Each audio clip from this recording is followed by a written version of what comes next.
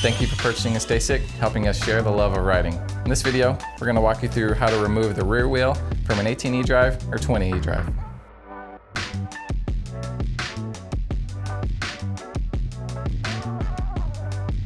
First step, you need to remove the battery.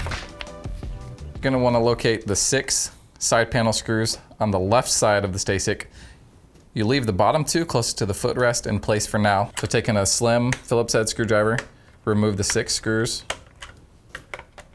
Now, moving to the right side of the bike, you're going to locate 3 Phillips head screws, 2 holding on the right side cover and 1 on the chain guard. You're going to remove those with the same Phillips head screwdriver that you use on the left side. After the 3 Phillips head screws are removed, you're going to remove the right side cover. Next, we're removing the front sprocket using a 4mm Allen wrench. If it's the first time removing it, it does help to apply some heat to loosen up the thread locker that's applied from the factory. With the bolt and washer removed, you can slide the front sprocket and cush drive off the shaft. Note that inside the cush drive there's 2 small elastomers. You need to make sure those stay in place and you don't lose those when you remove it. Once the sprocket's off the shaft, you can feed the chain off of it and set it to the side. Now with the chain off the sprocket in the front, use a Phillips head screwdriver to remove the chain adjuster screws that connect the chain adjuster to the chain guard.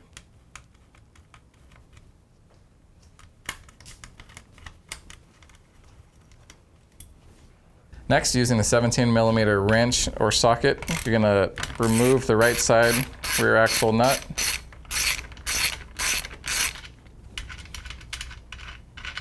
And washer.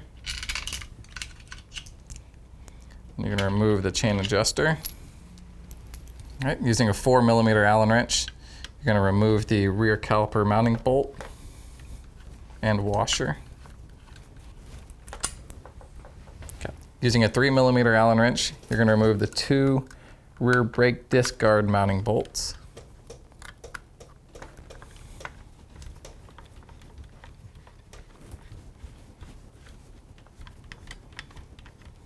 With the 2 bolts removed, the rear disc guard slides right off the back. Then you need to clip the zip tie that's holding the rear brake line in place. Now the rear wheel is ready to slide out the back of the frame. And once you clear the dropouts here, go straight down with it, like that.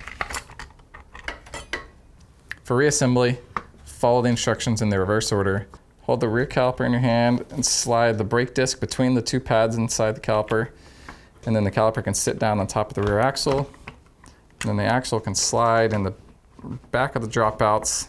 Make sure the chain guard is parallel with the frame on the right side so it can all slide into place. From the back, you can pull on the right side of the axle to take the slack out of the chain. And then you want to pull on the left side just until the rear wheel is straight between the rear part of the frame here. Using a 17mm socket or wrench, tighten the left side axle nut.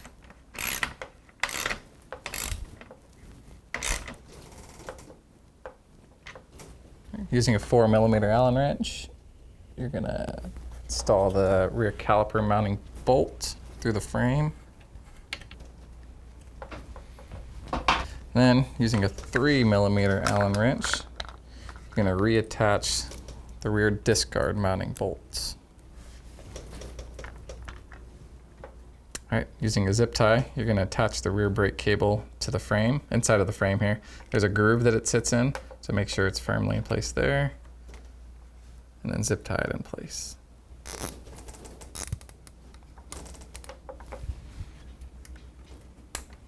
Now on the right side of the bike, I'm going to slide the chain adjuster into place over the rear axle and into the chain guide. And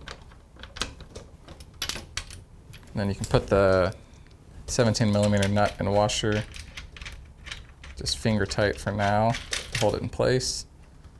Using a Phillips head screwdriver, I'm going to reattach the chain adjuster to the chain guard.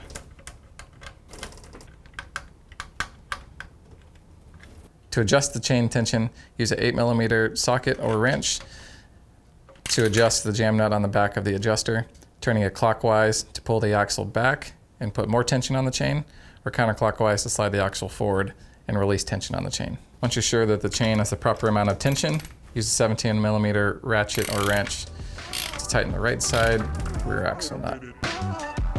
Thank you for watching. If you have any further questions after watching the video, visit STACYC.com for more tech support.